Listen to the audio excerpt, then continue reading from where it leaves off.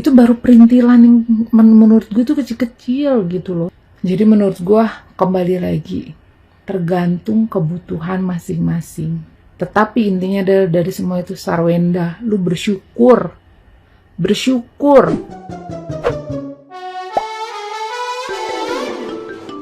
Di tengah sorotan publik terhadap konflik pasca cerainya dengan Ruben Onsu, Sarwendah kembali menunjukkan aktivitas di media sosial setelah sempat mengurangi kemunculannya.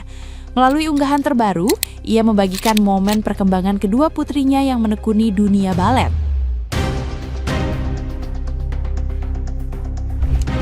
Sarwendah memperlihatkan rasa bangga atas proses, kerja keras, serta keberanian anak-anaknya dalam meraih prestasi dan membangun kepercayaan diri sejak usia dini.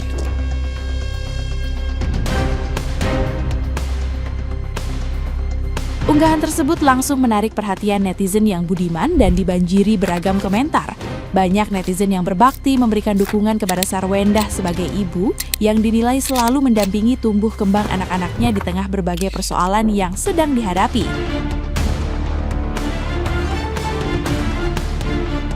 Namun, sebagian lainnya kembali menyinggung isu hubungan Sarwendah dengan Ruben Onsu. Situasi ini menunjukkan bahwa setiap aktivitas Sarwendah di media sosial masih sulit dilepaskan dari perhatian publik terhadap konflik keluarganya yang belum sepenuhnya mereda.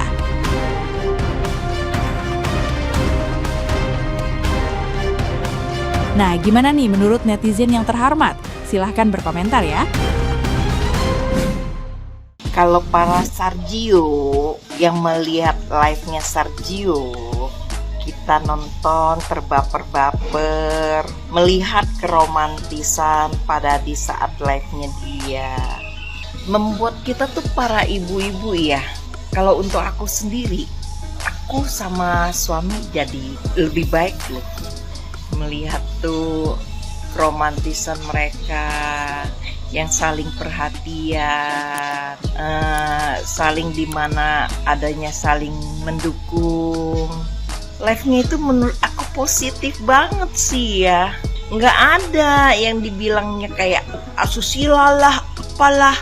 Yang kita tonton itu seperti drama di saat live. Tapi bermotivasi yang baik buat kita emak-emak.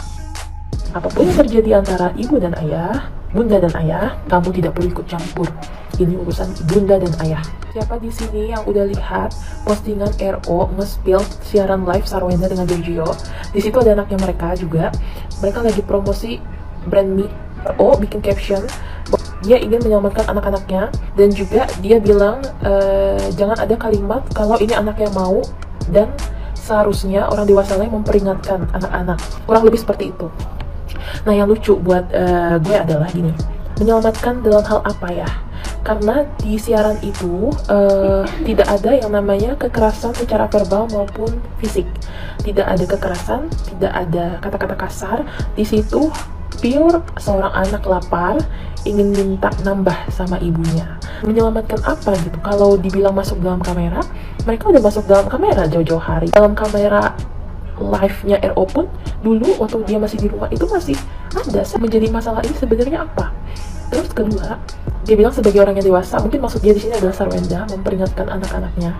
Jujur lucu banget gitu. Dia aja nggak memperingatkan anak angkatnya supaya nggak keluar-keluar di media tentang ibu angkatnya. Justru dia diemin tuh. Dia seneng. Kenapa bisa dibilang nggak diperingatkan? Ya karena anak angkatnya itu terusan bikin story tentang ibu angkatnya dan keluarganya. Berarti kan tidak diperingatkan oleh si RO.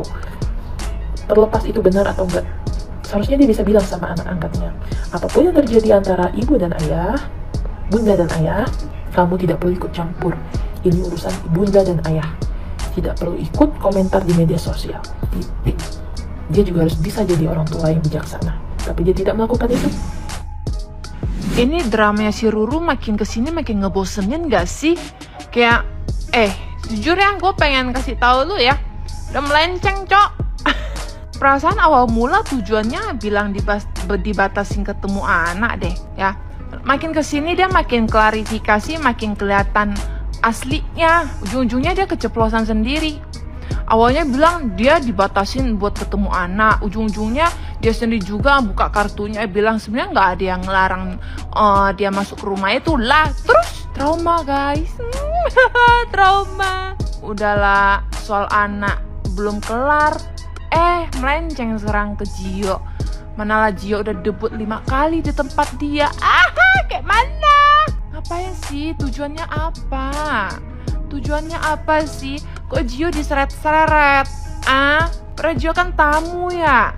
Tamu yang diundang. Mau dia datang ke rumah itu dia mau kerja, mau main, intinya dia diundang, Cok. Kayak mana? Kalau lu gentle, lu masuk ke rumah itu, gak usah alibi trauma segala. Lu masuk aja kan, katanya nggak ada yang larang. Kayak mana? Makin kesini kok malah Gio yang diposting, bukannya anak. Katanya kangen anak, harusnya posting tentang anak, bukan posting Gio. Ini makin kesini fansnya juga si SW sama si Gio lagi diem, lagi anteng, dibuatnya berita hoax. Gila. Ada berita si SW minta rujuk, ada berita lagi si Gio pakai barang kewong. Apalagi tuh nanti besok apalagi? Kalian nggak capek ya ngarang kayak begitu? Halu, gue bisa ngebayangin ya, kayaknya setiap hari lu begini deh.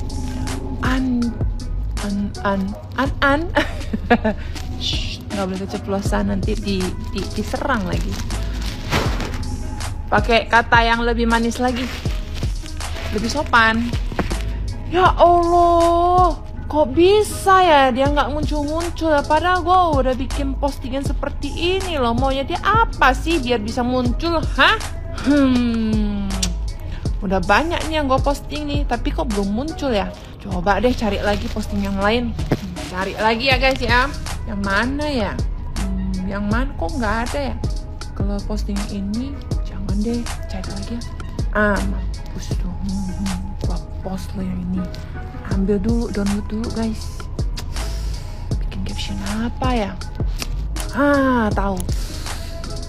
Gua bakal bikin caption yang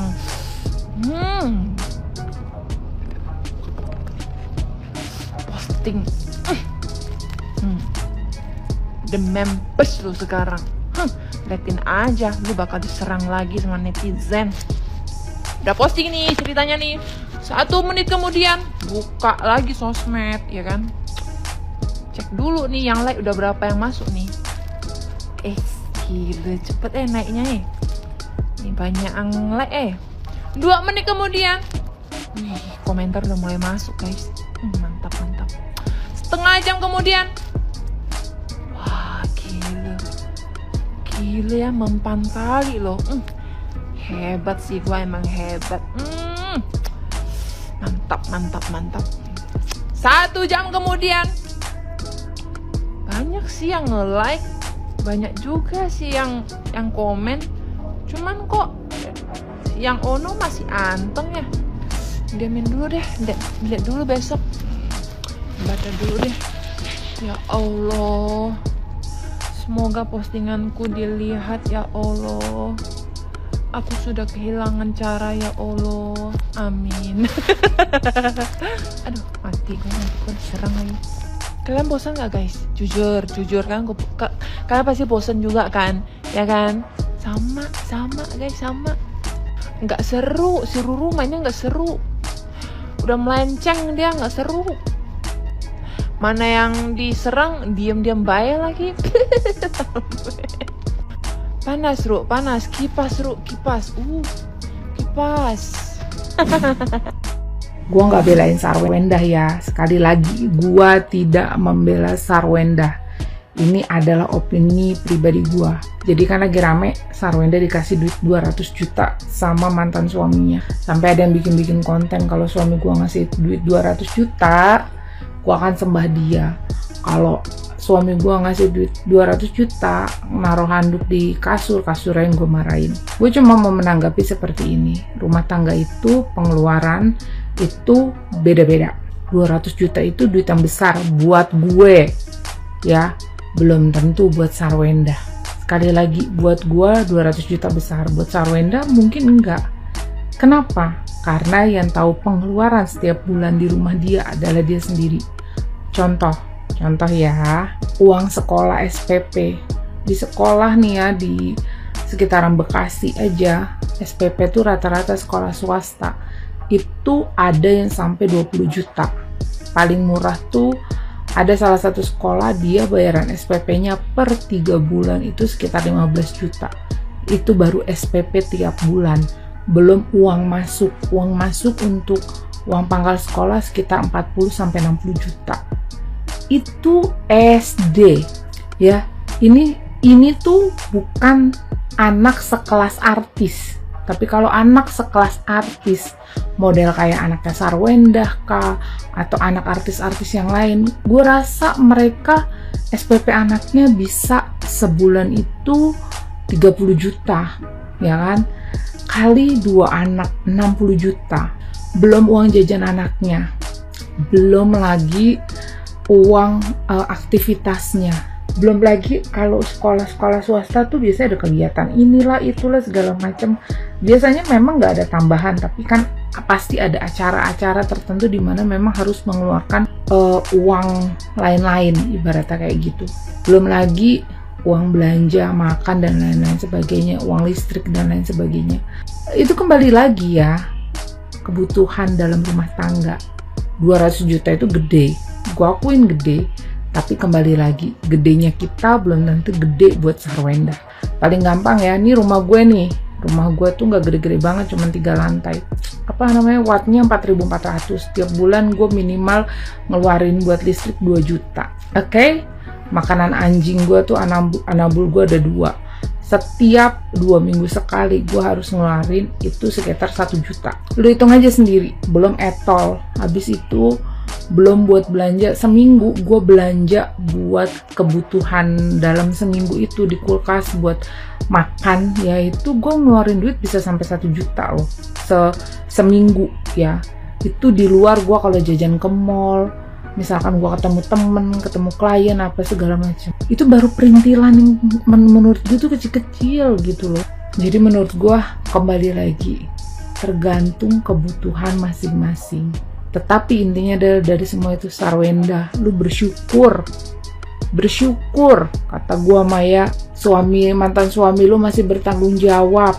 Kata gua mah bersyukur, banyak no di luar sana yang jadi janda, dia berdiri di kakinya sendiri, ya kan, mengusahakan untuk anak-anaknya. Lu tuh bersyukur, nggak usah gitu, kagak usah. Kalau emang lu merasa duit 200 juta kecil buat lo, di-keep sendiri aja, di-keep, diem. Kasian anak-anak lo tuh kalau nonton VT, ya kan, nonton di TikTok kah, di TV apa segala macam, ngeliat bapak mamanya ribut, kasian. Kalian tuh berdua harus jaga mental anak-anak kalian loh. Gue kasih tahu, jejak digital itu akan terus ada. Makanya gak usah ribut-ribut. Udah, kalau yang satu jelek-jelekin, yang satu diem. Yang satu buka aib, yang satunya diem. Udah, begitu, biar aman, biar anak lo kondisi mentalnya baik-baik aja. Aku mau tidur, bye-bye.